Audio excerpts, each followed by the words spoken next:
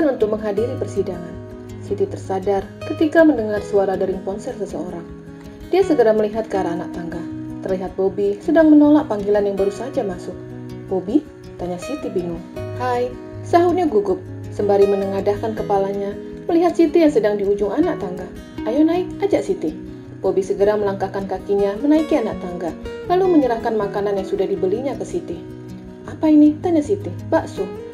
"Wah, kebetulan sekali. Aku lagi pengen bakso," saut Siti senang, lalu meletakkan bungkusan itu ke atas meja. Siti segera ke dapur, kemudian kembali dengan membawa 2 mangkuk. Dia duduk di samping Bobby. "Aku sudah sangat lapar," ujar Siti menyantap makanan itu.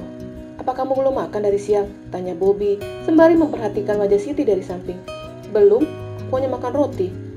"Terima kasih, karena kamu sudah datang ke sini membawakan bakso untukku," sahutnya sembari menyantap makanan itu dengan sangat lahap.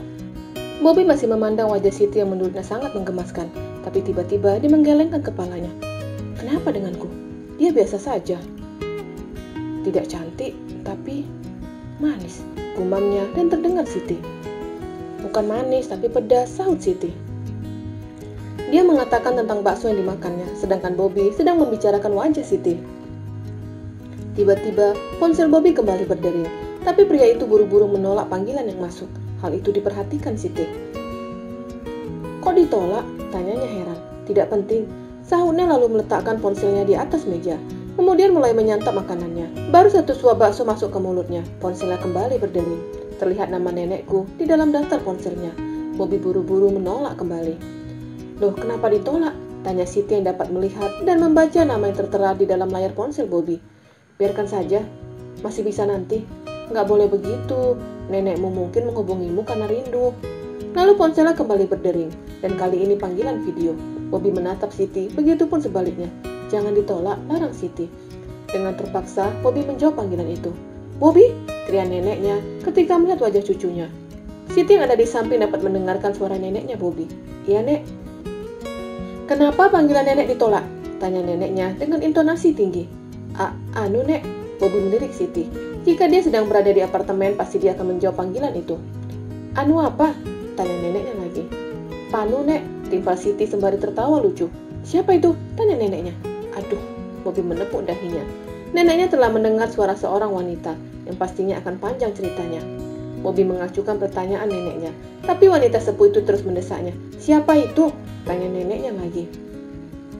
Bobby melirik ke arah Siti, kemudian wanita itu menarik tangan Bobby, mengarahkan ponsel pria itu kepadanya. "Halo, Nek, aku Siti, teman Bobby." Siti memperkenalkan diri. "Wah, Bobby punya kekasih," ujar neneknya antusias. "Hah?" Siti menoleh ke arah Bobby yang duduknya cukup dekat dengannya. "Bu," Bobby tidak dapat melanjutkan kalimatnya, karena ceramah neneknya telah terdengar lebih dulu. "Boleh berpacaran, tapi ingat aturan, jangan melakukan zina, karena zina itu dosa." "Bukan, Nek, kami bukan pacaran," bantah Siti. "Tidak perlu malu, nenek juga pernah muda," sahut neneknya berpikiran jika Siti dan Bobby berpacaran. "Kami hanya berteman, Nek," jelas Bobby lagi. "Nenek nggak mau mendengar jawaban darimu, Siti." "Ya, Nek," sahut Siti sembari menatap wajah wanita sepuh itu. "Kapan kamu datang ke rumah nenek?" Pertanyaan itu membuat Siti dan Bobby saling menoleh. "Nenek minggu depan ulang tahun, nenek harap kamu datang bersama dengan Bobby." "Tapi, Nek," ujar Bobby. "Tidak ada kata tapi. Sudah sangat lama kamu tidak datang, jadi datang bersama Siti minggu depan," suruh neneknya tegas lalu menutup panggilan itu. Bobby dan Siti kembali menoleh, tapi mereka baru sadar jika posisi mereka sangat dekat. Maka Siti buru-buru menjauh. Bobby yang tadinya sudah gugup sekarang semakin gugup. Jangan dihiraukan ucapan nenek," ujarnya gugup. Siti hanya menganggukkan kepalanya. Dia juga gugup ketika mendengar neneknya Bobby berkata jika dia adalah kekasih pria yang sekarang duduk di sampingnya. "Ayo makan lagi," ujar Bobby yang benar-benar gugup. Siti menganggukkan kepalanya dan kembali menikmati makanan itu. Tadinya dia begitu lahap, tapi entah kenapa tiba-tiba dia tidak berniat menghabiskan bakso itu. Untuk menghilangkan rasa gugupnya, Siti segera beranjak pergi ke dapur, mengambil air putih, lalu meminum air itu. Rasanya tenggorokannya kering tiba-tiba. Itu terjadi karena neneknya Bobby berkata jika dia dan Bobby pasangan kekasih. Ada-ada saja mengatakan aku dan dia sepasang kekasih.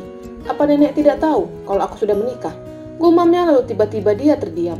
Dia menatap cincin pemberian Pak Ijo masih melingkar di jarinya. Calon janda, itu kata yang tepat. Gumamnya lalu membawakan 1 gelas air putih untuk Bobby. Terlihat Bobby sedang duduk memikirkan ucapan neneknya. Siti datang dengan membawa air putih. Tapi tiba-tiba, "Ah!" teriak Siti. Kakinya baru saja tersandung, yang menyebabkan air yang berisi air putih mengenai wajah Bobby. Pria itu memejamkan matanya. "Aku sudah mandi, Siti," ujarnya masih memejamkan matanya. "Maaf." Siti buru-buru ke dapur, mengambil handuk lalu dia mengelap wajah Siti dengan handuk. Ketika itu, refleks Bobby menyentuh tangannya, membuat mereka saling menatap beberapa saat. Lalu tatapan Bobby beralih turun ke bawah, yang mana dia melihat ada susu gantung di depannya. "Oh Tuhan," gumamnya, lalu mengalihkan pandangannya. Dia pria normal dan sangat beruntung jika melihat itu, tapi dia tidak mau mengambil kesempatan itu. Karena Bobby telah memalingkan wajahnya, maka Siti buru-buru berdiri tegak. "Aku bisa mengeringkan pakaianmu," ujar Siti yang sungkan dengan kecerobohannya. "Tidak perlu," sahutnya dan beranjak. "Apa kamu marah?" tanya Siti yang benar-benar merasa bersalah dengan semua kecerobohannya. Jika dia lebih hati-hati, maka kejadian itu tidak akan terjadi. "Tidak, Siti. Aku tidak marah, hanya saja ini sudah malam. Tidak baik jika aku berada di sini." Dia harus sadar diri dengan satu Siti yang masih dalam proses perceraian. Bobby segera menuruni anak tangga, diikuti Siti dari belakang. Wanita itu mengantarkan Bobby sampai depan toko roti, yang ketika itu sudah mau tutup. Bobby masuk ke dalam mobil, lalu melirik Siti yang masih berdiri di dekat pintu toko roti. Tapi tatapan Siti menatap ke arah lain. Bobby ikut mencari kemana arah tatapan Siti. Dan ternyata wanita itu sedang menatap Paijo. Paijo datang menghampiri Siti yang sedang berdiri mematung. Bobby masih memperhatikan dari dalam mobil. Seharusnya mobilnya sudah melaju, tapi pemandangan itu membuatnya ingin tetap di situ. Dia dapat melihat Paijo berbicara sesuatu yang dia sendiri tidak dapat mendengar apapun. Tapi dia dapat menyimpulkan jika Siti marah kepada Paijo. Wanita itu segera masuk lalu menaiki anak tangga, diikuti Paijo dari belakang. "Siti," ujar Paijo tetap mengikuti Siti dari belakang. "Pergi, Mas," usirnya sembari menaiki anak tangga. "Mas minta maaf." Siti langsung menghela nafasnya. "Aku sudah memaafkan Mas, jadi pergilah, kembalilah dengan wanita itu." "Tidak ada wanita lain, Siti, hanya kamu wanita yang Mas cintai." "Pergi, Mas," teriak Siti yang tidak ingin Paijo ada di depannya. Dia sedang berusaha untuk melupakan semua kenangannya dengan Paijo. Tapi tiba-tiba pria itu datang kembali. "Mas akan pergi, tapi izinkan Mas untuk melihatmu sebentar saja," pintanya. "Sekarang lihat aku." Siti mendekatkan wajahnya dekat pria itu. "Jika sudah melihatku, sekarang pergi," usir Siti. Ucapan Siti sangat menyakitkan, tapi itu terjadi karena dirinya yang mandul. "Mas akan pergi, tapi satu pesan Mas." Pria itu diam beberapa saat. "Mas ingin kamu datang ke persidangan yang akan diselenggarakan lusa," ujarnya. Ucapan Paijo membuat Siti kembali menangis. Suaminya datang hanya ingin mengingatkan untuk menghadiri persidangan, bukan bertanya tentang keadaannya. "Aku akan datang," saut Siti dengan suara bergetar. Dia mengucapkan itu tanpa mau menatap wajah suaminya. Paijo menatap punggung istrinya. Tangannya terulur ingin menyentuh istrinya, istri yang sangat dicintai. Tapi rasanya bebannya sangat berat, sehingga tangan itu sulit untuk menggapai Siti. Bersambung.